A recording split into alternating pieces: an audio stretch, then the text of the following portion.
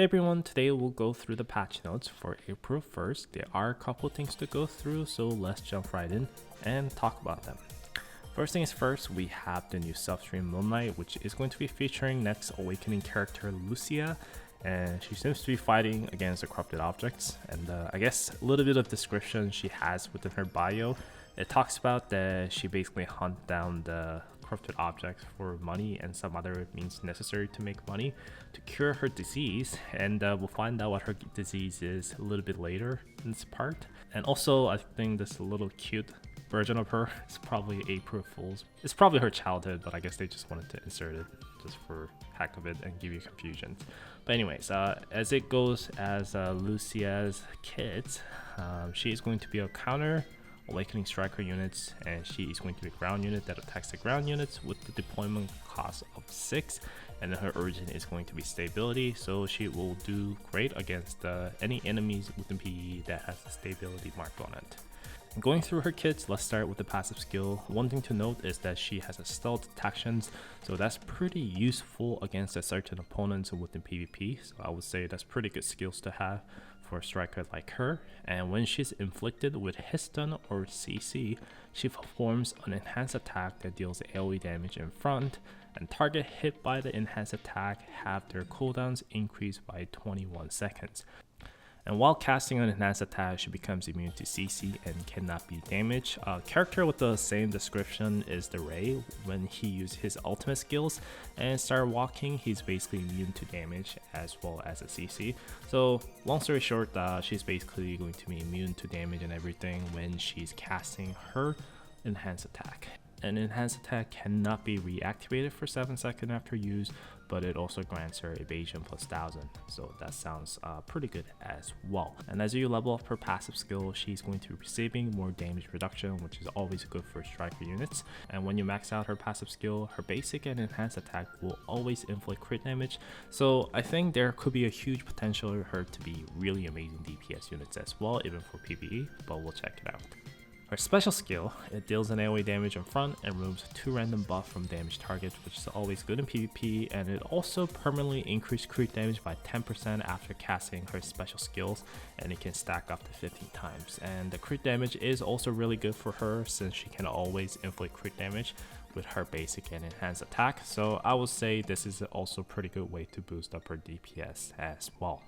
Lastly, ultimate skill, which is called the werewolf syndromes. I guess that's what her disease is that she wants to cure, and it deals a damage to a single target in front, and ultimate skill damage scales with max HP instead of attack, and attack speed does not affect the skill during the casting, and direction cannot be changed. And if the target is defeated, the casting ends immediately, and ultimate skill cooldown is restored by 50%. And when you max out the skill, it will grant the damage res penetration plus 50% to self while casting the ultimate skill. So ultimate skill is basically going all in, locked in against a single targets, and if she is managed to get that kill, she will be able to restore 50% of the cooldown time and search for the next target. Here's my first impression after just reading the skill descriptions. I do not know what her stat is, but if her stat is good, I guess that will justify her being a 6 cost. Kit wise, I think it looks pretty good so far, being able to attack the stealth units, able to have some nice enhanced attack that can also lower the enemy cooldown time, have some evasion boost as well as damage reductions, and able to crit with your basic and enhanced attack. Guarantee is always good. I think special skill and ultimate skill not being able to crit guarantee is a little bit dodgy, but we'll see.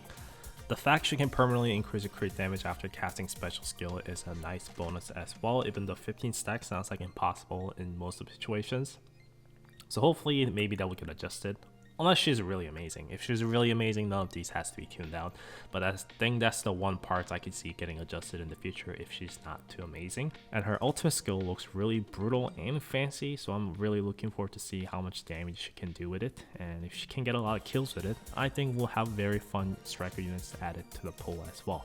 And here's her illustrations and SD and stuff. I like the fact there's the ear popped out with her ultimate cut in, and also in game her ear pops out and she tries to cover it. That's a nice cute little detail. Next we have the usual missions for Awakening units release here as well. Next let's go over the exclusive gear for Lucia, and it's going to be having a latent ability of HP, and I can guarantee you most of the people don't have an HP latent gear, so I think this one will definitely stand out than the ones you had before.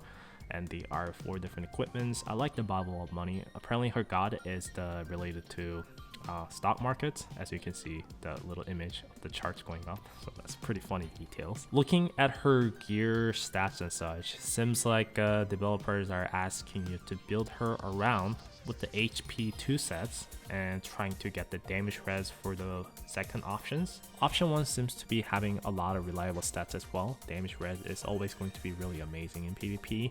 Incoming healing, depending on the week, is going to be really amazing as well. Crit damage, since she can crits with her basic and enhanced attack, should be really viable stats as well as a skill haste, since triggering special skill more often result into more crit damage as well as more often ultimate skill usage. So a lot of useful stats to go for and choices.